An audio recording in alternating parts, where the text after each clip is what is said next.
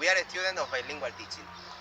And we are looking for the best teachers in Extremadura. I'm Cristina Nevado Reyes, and I'm looking for innovation and motivation in students. I'm Jorge Sancho Guerra, and I'm looking for a teacher with good values. I'm Eugenia Cano Tena, and I'm looking for pupils' creativity. And we are Teacher Busters! Hello! In this program, we are going to discover how should be a good bilingual teacher. So we have a question for us and for you, our public. Should bilingual teachers focus on the English level of their pupils? That's a quite interesting question, right? So you have some time to make your own conclusions. But now we are going to explain our point of view. We think that every good teacher should have some specific characteristics as a professional and as a human. As a good professional, every teacher should be responsible because in his hands are the future generation, organized to guide his pupils, critical to prove himself or herself, should be involved with his pupils, and also should be flexible, and that means that has to adapt to his pupils. As a human, a teacher should teach to his pupils some values and ways to behave. He should be a motivating person because it helps with the development of his students. Should be effective because by this way could be more reliable for the pupils. Should be clever, but in two senses. He should be educated and creative to transmit that knowledge to his pupils. Should be optimistic and understanding to the pupils' needs. Also, should be communication between the students and teachers to improve the students' confidence and their marks too. For us, a good bilingual teacher is not so different to another kind of teacher, but we think that a good bilingual teacher should have, apart from the other characteristics, a good English level to teach English to his pupils and to communicate with them. Now we are going to talk about strengths and weaknesses of bilingualism. From our point of view, we can only think of positive aspects. Firstly, strength. You can find a job easily because nowadays English is necessary for any job. Student cognitive development increases because they are able to communicate in two languages. Teachers are younger, so they have more involvement and interest in programming repercussion on students who show greater enthusiasm and motivation in their teaching learning process. However, there are some weaknesses. There is a lack of teachers trained. There are many detractors because not everyone supports bilingualism. In addition, some bilingual sections teach very little English, and teachers only focus on the textbook without using other methods more playful for students.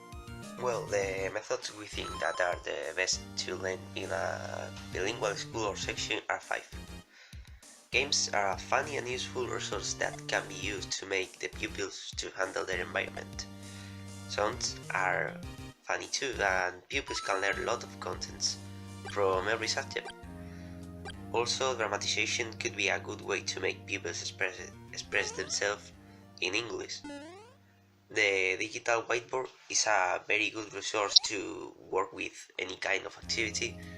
And finally, flashcards are a very visual way to teach pupils.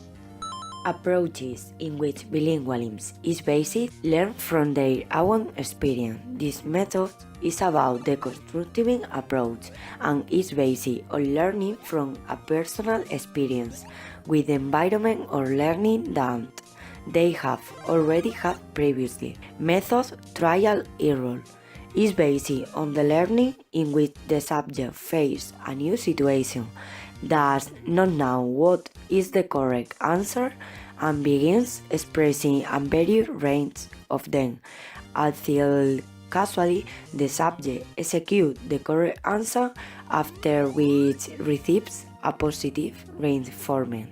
Clearly, this approach involves learning subjects such as history, geography, or others. Through an additional language, it can be very successful in enhancing the learning of language and other subjects, and developing in the youngster a positive, can-do attitude toward themselves as language learners. Intercultural education. It is a model where it is taught simultaneously in two languages in the context of two different cultures. When in a society there are two cultures and two languages in contact, and when an institution is responsible for disseminating its culture outside of its original area, there are four types: submergence, transitory, immersion, and maintenance. Cooperative work. This approach is very important because it focuses on the relation between students. And the last, inclusive education.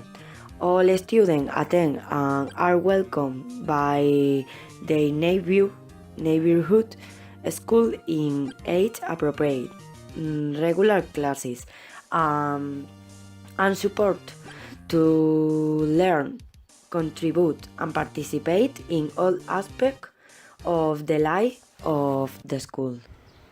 Hi, we are in Castra Caecilla School, one of the most famous bilingual schools here in Cáceres. And we are going to try to find some bilingual teachers to make them an interview and know how bilingualism is taught here in that school. Well, come on. Good bilingual teachers should also be able to work in teams, right? It should be a cooperative work. I also think that we must be confident. Motivation is also very important for us and for our pupils. Innovation, because bilingual teacher must look for new things every day. And something which is very important is to know our pupils and their individual characteristics, to be able to reach and to take out the best of them. Okay. Well, I think that first of all, through bilingualism, we make our pupils be more flexible, right? I think that we widen their minds, and like that I think that they will become better citizens in the future. Perhaps still a lack of teachers, with a good level of English and with interest in taking part in these projects, because they always mean to work a bit harder, just a bit harder, no more. I think that both teachers must be good with kids. Perhaps a bilingual teacher, has a wider knowledge of different methods, use an eclectic methodology, which means a bit of everything, a bit from different methods, from different approaches. I think that first of all it depends on the pupils I'm working with. I always try to find interesting, motivating activities for them because most of them love foreign languages. Well, I think a good bilingual teacher should be motivated and believe in what he is doing. Of course, he should have a good level in the foreign language, but also what is very, very important, he should know how to transmit the language to the pupils, that is, how to teach. Bilingualism opens our minds and we give the pupils the chance to learn in a natural way. In Castra Caecilla School, pupils also learn Portuguese because we believe in a multilingualism system. Sorry, but I can see weaknesses of bilingualism. Castra Caecilla School is a bilingual school, but also it is an inclusive school. For this reason, we prepare different activities such as workshops where pupils can have the chance to communicate each other in small groups, and they can learn and help each other. Now we are in front of the house of one of the pupils. Here we are going to talk with his father to know how is his opinion about the gastrocaecilia.